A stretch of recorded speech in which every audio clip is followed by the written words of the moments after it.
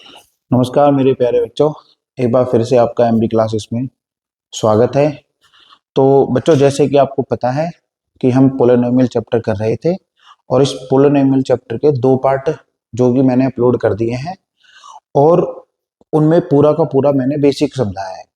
तो प्लीज़ आपसे रिक्वेस्ट है, पहले उन पार्ट्सों को कंप्लीट देख लीजिए, अच्छे से देख लीजिए, उनको समझिए चीज़ों को। और उसके बाद आज हम अपनी नेक्स्ट चीज स्टार्ट करने वाले हैं। टॉपिक का नाम है आज का जीरोस ऑफ द पॉलिनोमियल। ठीक है, तो आइए, तो हम इस टॉपिक को स्टार्ट करते हैं।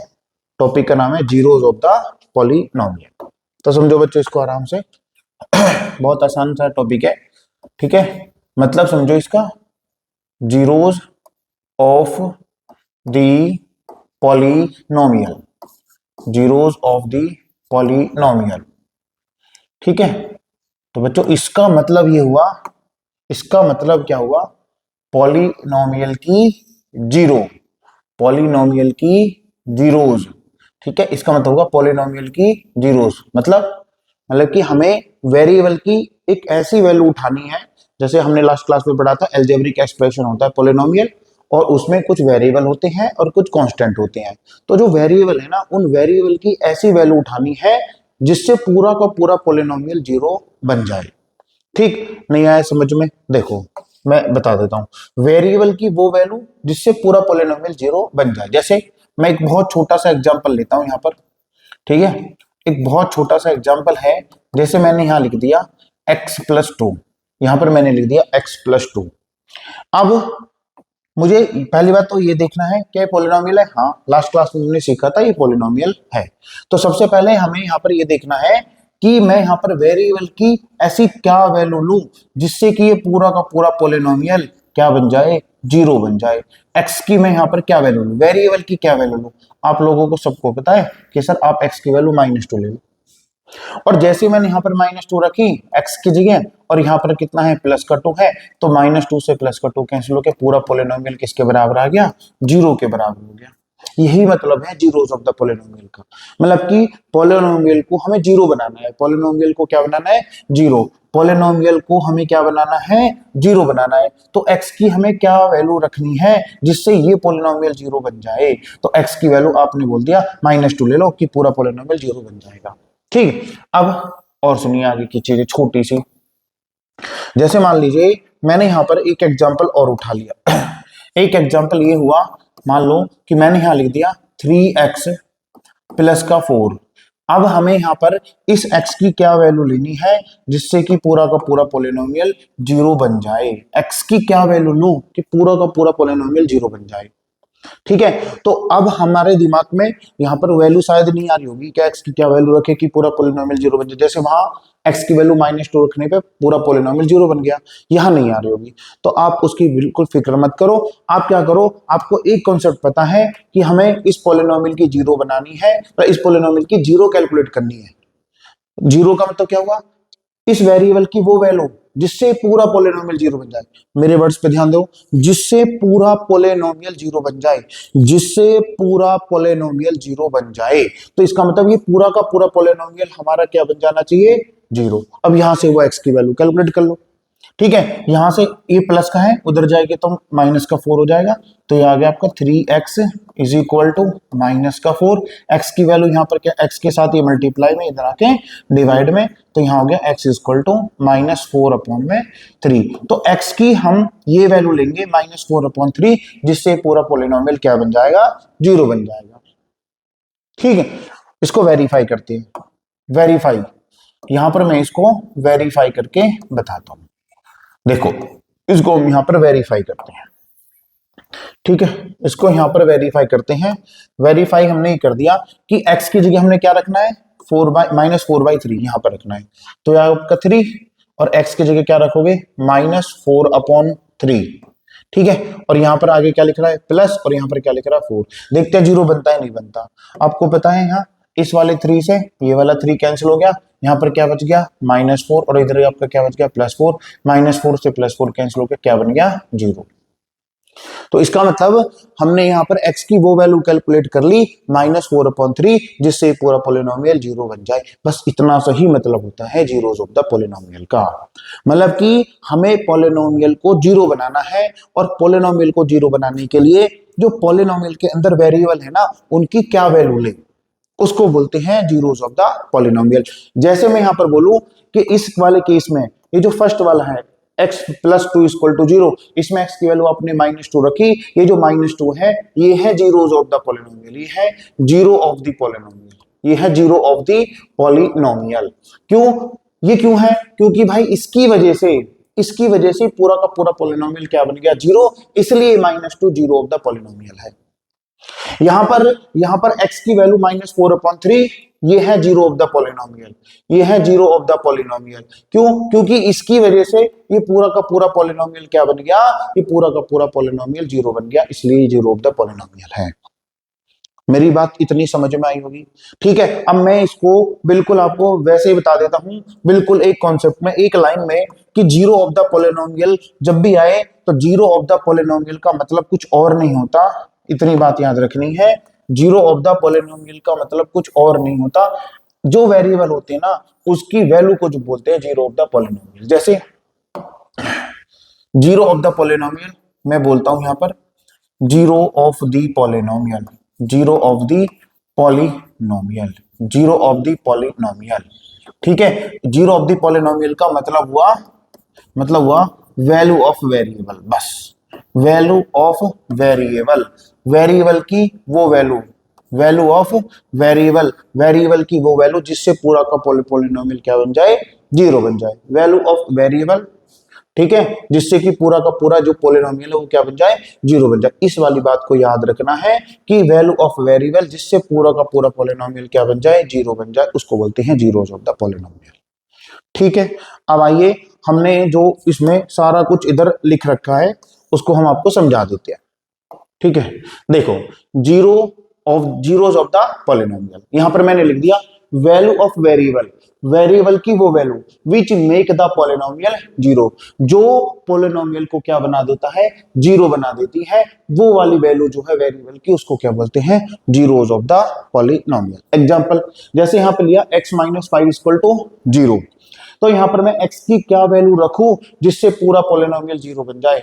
आपने बिना कुछ सोचे समझे कैलकुलेट करे, आपने यहां पर x की वैल्यू +5 रख दी, +5 यहां रखेंगे, -5 ये रहा, +5 से -5 कैंसिल हो गया, तो क्या बन गया, जीरो।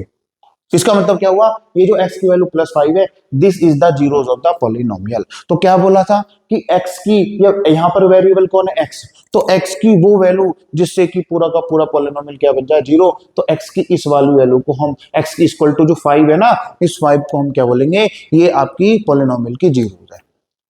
ठीक, आराम से समझो, बहुत प्यार से समझो, इनके ऊपर क्वेश्चन बनते हैं। ठीक है, अब यहां पर देखो, find the zeros of the polynomial, इसकी हमें ये जो पॉलिनोमियल दे रखा है इसके हमें जीरोस बतानी है। अब यहां पर फिर फंस गए, यहां पर हम दिमाग लगा के शायद नहीं बता पाएंगे कि x की क्या वैल्यू रखे कि पूरा पॉलिनोमियल जीरो बन जाए। तो बस इतनी तो बात पता है कि जीरोस ऑफ द पॉलिनोमियल का मतलब क्या होता है कि पॉलिनोमियल को जीरो बनाना है, तो इस पॉलिनोमियल को जीरो बनाना है तो इसके बराबर जीरो रख दो।